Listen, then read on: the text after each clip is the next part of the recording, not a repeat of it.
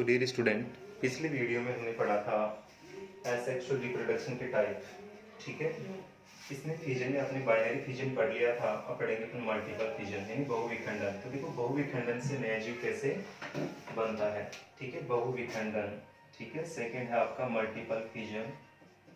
Multiple fission, multiple fission मतलब बहुविखंडन, यानी बहुविखंडन से नया जीव कैसे बनेगा। बहुविखंडन, बहुविखंडन यानी इसमें क्या होगा, जब जीव का शरीर यानी जब जीव का शरीर अनेक बार विभाजित होकर बहुत सारी संततियां बना लेता है तो उसे बहुविखंडन कहते हैं। अब अमीबा जो होता है, इस अमीबा एक ऐसा एक कोशिकीय जीव होता है जिसके अंदर द्विविखंडन भी होता है और बहुविखंडन भी होता है। अब बहुविखंडन कब होता है वो देखते हैं। बहुविखंडन होता है प्रतिकूल परिस्थितियों में।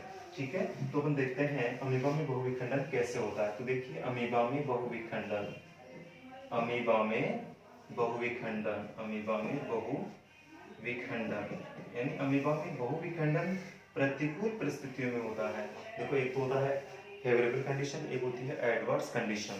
तो अमीबा के अंदर अगर फेवरेबल कंडीशन है तो बाइनरी फिजन होगा, लेकिन प्रतिकूल परिस्थितियों के अंदर बहुविखंडन होगा। कैसे होगा चलो अपन डिटेल से देख लेते हैं। तो अमीबा में बहुविखंडन देखिए, प्रतिकूल परिस्थिति का मतलब क्या होता है। प्रतिकूल परिस्थिति का मतलब होता है उस जीव को जो उसको चाहिए, जैसे भोजन जो है भोजन नहीं मिल पा रहा है, या फिर पानी जो है वो पानी की कमी है, भोजन की कमी है, या फिर उसके लिए उपयुक्त जो वातावरण है वो नहीं मिल पा रहा है, तो उसे बोलते हैं प्रतिकूल परिस्थिति।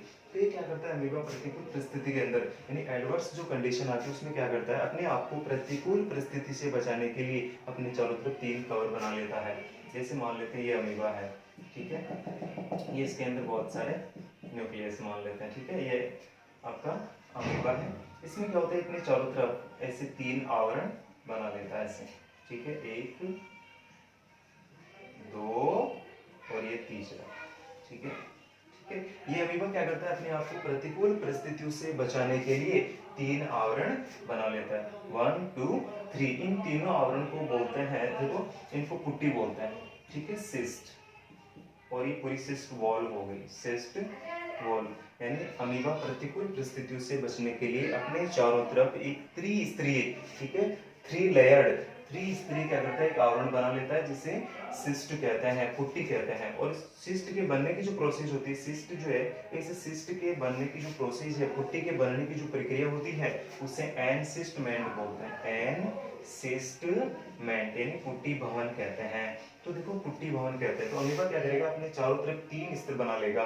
ठीक है, अब क्या करेगा, जैसे ही फेवरेबल कंडीशन आएगी, जैसे ही अनुकूल परिस्थितियां आएगी, ये क्या करेगा, इसके अंदर जो न्यूक्लियस है, ये जो केंद्र के बहुत सारे केंद्र बन जाते हैं, इसके अंदर बहुत सारे छोटे छोटे केंद्र बन जाते हैं इस तरीके से बहुत सारे। ठीक है, और ये जो इसकी बाहर वाली जो लेयर है वो क्या होती है, जैसे वाटर के कांटेक्ट में आता है, वो जल के संपर्क में आता है, ये बाहर वाली जो पुट्टी है वो घुल जाती है और बहुत सारे, ठीक है, अमीबा, ये सारे न्यूक्लियस बाहर आ जाते हैं। ठीक है, ऐसे, और बहुत सारे छोटे छोटे अमीबा बन जाते हैं। तो याद रखना अमीबा के अंदर प्रतिकूल परिस्थितियों में बहुविखंडन होता है।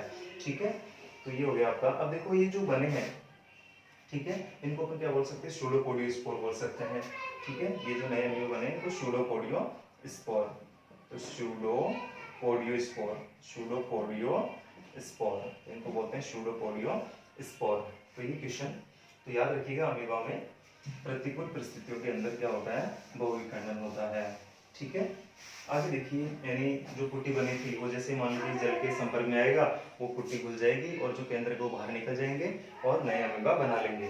अब देखते हैं, देखो प्रोटोजोआ के अंदर जैसे आपका जो प्लाज्मोडियम होता है, प्लाज्मोडियम, प्लाज्मोडियम के अंदर क्या होता है, प्लाज्मोडियम, इसके अंदर भी बहुविखंडन होता है। प्लाज्मोडियम क्या होता है, मलेरिया परजीवी होता है। ठीक है, मलेरिया परजीवी, मलेरिया का पैरासाइट होता है। मलेरिया जो रोग होता है वो प्लाज्मोडियम के थ्रू ही होता है। ठीक है, ये जो मलेरिया डिजीज होती है, मलेरिया जो रोग होता है वो किसके थ्रू होता है, प्लाज्मोडियम के थ्रू। तो प्लाज्मोडियम के अंदर किस तरीके से बहुविखंडन होता है, जैसे मान लीजिए ये आपका प्लाज्मोडियम है, इसके अंदर बहुत सारे केंद्रक होते हैं। तो इसके अंदर भी क्या होता है, प्लाज्मोडियम के अंदर इनकी देखो प्लाज्मोडियम की अवस्थाएं होती है, जैसे साइजोगोनी है, स्पोरोगोनी है। तो साइजोगोनी और स्पोरोगोनी याद रखना, साइजोगोनी, साइजोगोनी, ठीक है, और स्पोरोगोनी, साइजोगोनी और स्पोरोगोनी, इन दोनों अवस्थाओं के अंदर प्लाज्मोडियम के अंदर क्या होता है, बहुविखंडन होता है। ठीक है, कैसे होता है देखो, इसमें क्या होता है, जो इनका जो क्रिप्टोजोइट होता है, ठीक है, इनका जो क्रिप्टोजोइट होता है वो क्या करता है, डिवाइड होता है, वो डिवाइड होता जाता है, जिसको अपन साइजोगोनी में तो बोलते हैं मीरोजोइट्स और स्पोरोगोनी में स्पोरोजोइट्स बोलते हैं। ठीक है, जैसे ये फटती है इसकी वॉल, ठीक है, जैसे इसकी वॉल फटेगी ये सारे जो, ठीक है, क्रिप्टोजोइट है वो बाहर आ जाते हैं। ठीक है, जिनको स्पोरोगोनी में तो बोलते हैं स्पोरोजोइट, और साइजोगोनी जो अवस्था आती है उसमें बोलते हैं उसको मीरोजोइट्स। इनकी चारों तरफ छोड़ो, ठीक है, कोशिका द्रव्य भी आ जाता है और बहुत सारे प्लाज्मोडियम वो बन जाते हैं। इस तरीके से प्लाज्मोडियम के अंदर क्या होता है, बहुविखंडन होता है। वो कौन सी अवस्था में होता है, साइजोगोनी और स्पोरोगोनी अवस्था में होता है। अब ये अवस्थाएं क्या होती है अपन नेक्स्ट पढ़ेंगे, जो प्लाज्मोडियम के बारे में डिटेल से पढ़ेंगे। आगे देखिए, अब आपके देखो क्वेश्चन आता है, हमने आपका जो बहुविखंडन है वो कंप्लीट हो गया। ठीक है, अब इसमें देखो अपन बहुविखंडन के अलावा एक छोटा सा वर्ड आता है प्लाज्मोटोमी। ठीक है, प्लाज्मोटोमी।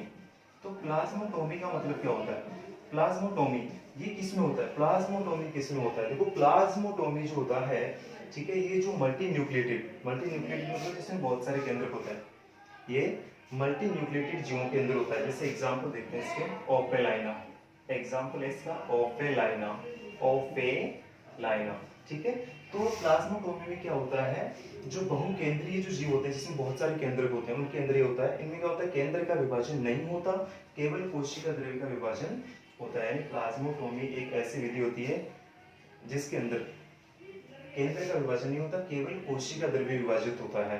ठीक है, और ठीक है, प्रत्येक कोशिका द्रव्य में एक केंद्र चला जाता है और नया जीव बन जाता है। तो याद रखना, इस तरीके का जो रिप्रोडक्शन है ओपेलाइना के अंदर होता है प्लाज्मोटोमी। ठीक है, तो प्लाज्मोटोमी एक रिप्रोडक्शन का टाइप होता है। अब देखिए, आपने जो फिजन वो पढ़ लिया, अब अपन देखते हैं दोनों में डिफरेंस, बाइनरी फिजन और मल्टीपल फिजन, यानी द्विविखंडन, द्विविखंडन, ठीक है, और बहुविखंडन, इनमें दोनों में क्या अंतर होता है। ठीक है, द्विविखंडन और बहुविखंडन, याद रखिएगा, द्विविखंडन जैसे नाम से स्पष्ट हो रहा है, ठीक है, द्वि मतलब दो, विखंडन यानी दो टुकड़े हो जाते हैं। तो बाइनरी फिजन, इसमें क्या होता है, एक ही जीव से केवल दो संतानें उत्पन्न होती है। ठीक है, दो जीव बनते हैं इसमें। ठीक है, इसमें बहुत सारे जीव बनते हैं। ठीक है, इसमें दो से ज्यादा, ठीक है, दो से ज्यादा नए जीव बनते हैं। ठीक है, और दूसरा सबसे इंपॉर्टेंट, द्विविखंडन जो होता है वो अनुकूल परिस्थितियों में होता है, यानी उन परिस्थितियों में होता है जो जीव के लिए अनुकूल है। तो ये अनुकूल परिस्थितियों में होता है। ठीक है, तो ये अनुकूल परिस्थितियों में होता है। ठीक है, जबकि ये प्रतिकूल परिस्थितियों में होता है। बहुविखंडन प्रतिकूल परिस्थितियों में होता है। याद रखिएगा, जो आपका द्विविखंडन होता है इसमें कोई शेष यानी कोई वेस्ट मटेरियल, कोई वेस्ट नहीं बचेगा। ठीक है, तो इसमें वेस्ट कुछ नहीं बचता। ठीक है, अवशेष कुछ नहीं बचता। तो द्विविखंडन में जन्म के बाद अवशेष कुछ नहीं बचेगा, जबकि बहुविखंडन में अवशेष बच जाता है। तो ये है आपका द्विविखंडन और बहुविखंडन में अंतर। यानी द्विविखंडन एक ऐसी प्रक्रिया होती है जिसमें एक जीव से दो जीव बनते हैं, इसमें एक जीव से बहुत सारे जीव बनते हैं। देखो, ये अनुकूल परिस्थितियों में होता है, ये प्रतिकूल परिस्थितियों में होता है। इसमें द्विविखंडन के दौरान कोई अवशेष नहीं बचेगा, जबकि इसके अंदर अवशेष बच जाता है। ठीक है, अब देखिए अपन पढ़ेंगे, ये आपका विखंडन कंप्लीट हो गया है। ठीक है, अब पढ़ेंगे अपन बडिंग। ठीक है, बडिंग क्या प्रोसेस। ठीक है, सेकंड जो है वो है बडिंग, मुकुलन, बडिंग जिसको हम बोलते हैं मुकुलन। तो देखो, मुकुलन जो होता है इससे नया जीव कैसे बनता है, बडिंग, इसमें एक बड बनेगी, वो धीरे धीरे डेवलप होगी और फिर लास्ट में अपने जीव से अलग होकर एक नया जीव बना लेगी। तो देखो, बडिंग का मतलब क्या है, बडिंग। ठीक है, तो बडिंग जो है वो भी टू टाइप का होता है। बडिंग मतलब फॉर्मेशन ऑफ बड। तो देखिए, इसके टू टाइप होते हैं, एक तो इंटरनल बडिंग हो गया, दूसरा होता है एक्सटर्नल बडिंग। ठीक है, यानी एक तो इंटरनल का मतलब होता है इसमें जो बड है, जो कलिका वो शरीर के अंदर बनेगी, जैसे कि स्पंज होते हैं, स्पंजों के अंदर ऐसा देखने को मिलेगा। एक्सटर्नल का मतलब होता है इसमें बड का फॉर्मेशन, कलिका का फॉर्मेशन शरीर के बाहर होगा। ठीक है, तो सबसे पहले हम देखते हैं बहिर्जात मुकुलन, इसको बहिर्जात या external.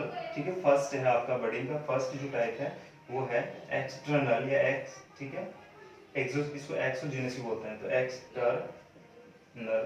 External budding, external बर्डिंग। External बहिर्जात मुकुलन। बहिर्जात मुकुलन में क्या होगा, कलिका शरीर के बाहर बनेगी। सबसे सिंपल एग्जांपल लेते हैं अपन, हाइड्रा। तो हाइड्रा में बहिर्जात मुकुलन, हाइड्रा में बहिर्जात, ठीक है, बहिर्जात मुकुलन, ठीक है, ठीक है, बहिर्जात मुकुलन, ठीक है। हाइड्रा जो है इसमें बहिर्जात मुकुलन। तो देखिए हाइड्रा में कैसे होता है, जैसे मान लेते हैं हाइड्रा, इसमें क्या होता है, इसका जो गैस्ट्रिक पार्ट होता है, ये मान लेते हैं हाइड्रा है, इसका जो गैस्ट्रिक पार्ट होगा, ये गैस्ट्रिक पार्ट मान लेते हैं। इस गैस्ट्रिक पार्ट के पास क्या होगा, एक छोटी सी बड बनेगी, ठीक है, छोटी सी बड बनेगी, इसको बड बोलते हैं, ठीक है, छोटी सी बड बनेगी। फिर क्या होगा, ये बड बनती क्यों है, ये गैस्ट्रोडर्मिस की जो सेल होती है, गैस्ट्रोडर्मिस की जो सेल होती है उनकी फूलने से बनती है। याद रखना, गैस्ट्रोडर्मिस की जो कोशिकाएं हैं उनके फूलने से इसका फॉर्मेशन होता है। धीरे धीरे यहाँ से, ठीक है, पोषक पदार्थ, भोज्य पदार्थ लेती रहेगी और बड़ी होती रहेगी, ठीक है। तो देखो इस तरीके से बड़ी हो जाएगी, ठीक है, इस तरीके से बड़ी हो जाएगी और लास्ट में क्या होगा, यहाँ से फूट जाएगी और एक नए हाइड्रा का फॉर्मेशन कर लेगी, ठीक है। तो एक नए हाइड्रा का फॉर्मेशन यहाँ से टूट के, यहाँ से टूट गए और एक न्यू हाइड्रा का फॉर्मेशन कर लिया। तो याद रखिए हाइड्रा में एक्सोजीनस मतलब बहिर्जात मुकुलन पाया जाता है। ये बड बन रही है, ठीक है, और ये बड धीरे धीरे ग्रोविंग बड ये ग्रोथ कर रही है। अब यहाँ से देखो होता क्या है, यहाँ की गैस्ट्रिक पार्ट होता है, यहाँ बड बनी, ठीक है, ये यहाँ से पोषक पदार्थ लेगी और बड़ी होती जाएगी और लास्ट में क्या होगा, जब ये विकसित हो जाती है, थोड़ी बड़ी हो जाती है, तो इससे पेरेंट से अलग हो जाती है और एक डॉटर हाइड्रा का फॉर्मेशन कर लेती है। तो इस प्रकार हाइड्रा में बहिर्जात मुकुलन होता है। मुकुलन का मतलब होता है एक मुकुल का फॉर्मेशन होगा और नया जीव बनेगा। तो ये हो गया बहिर्जात मुकुलन, किसमें, हाइड्रा के अंदर। अब देखिए यीस्ट सेल, यीस्ट जो होता है यीस्ट, ठीक है, यीस्ट के अंदर भी क्या होता है, एक्सटर्नल बर्डिंग होता है, बहिर्जात मुकुलन। जैसे मान लेते हैं ये यीस्ट है, ठीक है, ये यीस्ट सेल मान लेते हैं। इसमें क्या होगा, एक बड बनेगी, ठीक है, ऐसे छोटी छोटी बड बनती है, ठीक है, जैसे ये मान लो ऐसे बड बनती है, ठीक है, ऐसे छोटी छोटी बड बन जाती है, ठीक है।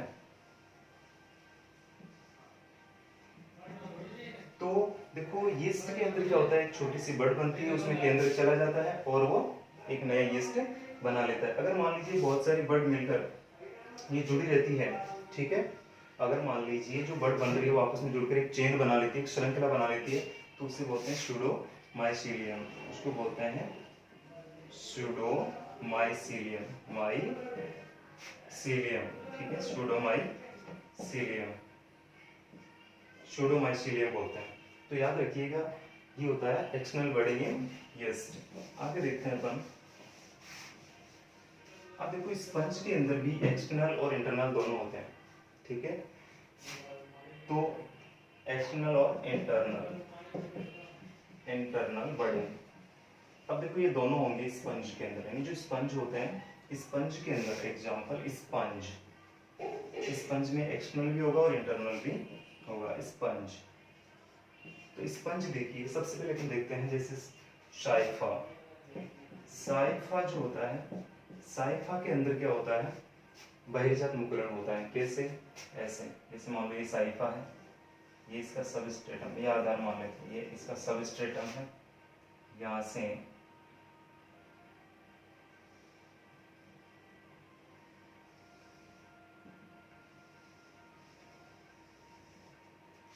ठीक है, ये साइफा है,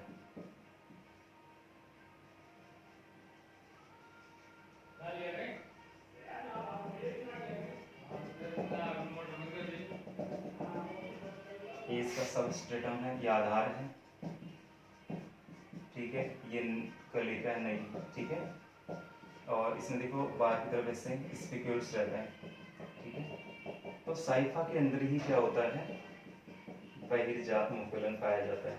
ये कलिका धीरे धीरे बड़ी होगी, बड़ी होकर इससे अलग, ठीक है, बड़ी होकर एक नया जीव बना लेगी। तो इस तरीके से साइफा के अंदर भी क्या होता है, बहिर्जातमुखलन पाया जाता है। अब सबसे इम्पोर्टेंट है आपका, देखिए एक छोटा सा यहाँ पे टॉपिक आता है कि जो इंटरनल बडिंग होता है वो स्पंज में कैसे होता है। तो देखते हैं अपन स्पंज के अंदर, स्पंज के अंदर ये स्पॉन्जिला में देखने को मिलता है। स्पॉन्जिला यानी स्पॉन्जिला, स्पॉन्जिला जो होता है, स्पॉन्जिला के अंदर क्या होगा, इंटरनल बडिंग होगी। वो कैसे होती है, देखो स्पॉन्जिला के अंदर जो आर्क्यूसाइड सेल होती है, आर्क्यूसाइड सेल बड़ी होने लगती है, फूलने लगती है, बड़ी होगी, ठीक है, साइज में, और एक गोल संरचना बना लेती है, ठीक है, गोल संरचना बनाती है। उसके चारों तरफ दो आवरण आ जाते हैं, ठीक है, एक तो मोटा होता है जिसको आउटर लेयर बोलते हैं, एक छोटा होता है जिसको इनर लेयर बोलते हैं, आंतरिक परत होती है, ठीक है। और पूरी स्ट्रक्चर को अपन, ठीक है, पूरी जो स्ट्रक्चर होती है उसको जेम्यूल बोलते हैं, ठीक है, जेम्यूल। अब देखो जेम्यूल क्या चीज होती है, जेम्यूल, ठीक है, ये स्पॉन्जिला के अंदर इंटरनल बडिंग के दौरान बनती है। इस प्रकार की स्ट्रक्चर होती है, देखिए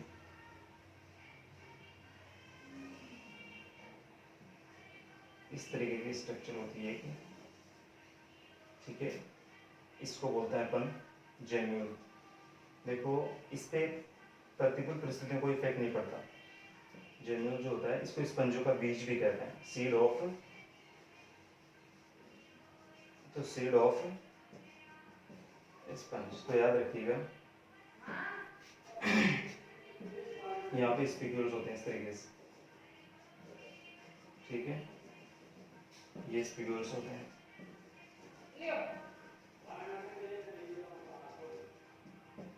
तो देखिए इसको माइक्रोफाइल बोलते हैं, ठीक है, इसको बोलते हैं माइक्रोफाइल, ठीक है, और ये स्पिक्यूल्स होते हैं, स्पिक्यूल्स, और ये आउटर लेयर होती है, आउटर लेयर, और ये होती है इनर लेयर, ठीक है। इसके अंदर देखो एंटीडिस्क ग्रेन्यूल रहते हैं। तो जेम्यूल जो होता है, ये जो जेम्यूल है इसको क्या बोलते हैं अपन, सीड ऑफ स्पंज, स्पंजों का बीज। इसको देखो प्रतिकूल परिस्थितियों कोई प्रभाव नहीं पड़ता, ये क्या करता है, अनुकूल परिस्थितियों के अंदर नए जीव बना लेता है। तो याद रखना जो स्पॉन्जिला है इसके अंदर जेम्यूल का फॉर्मेशन होता है, और जेम्यूल को बोलते हैं सीड ऑफ स्पंज। बाकी जो नेक्स्ट होगा आपका फ्रेगमेंटेशन, वो नेक्स्ट क्लास में पढ़ेंगे।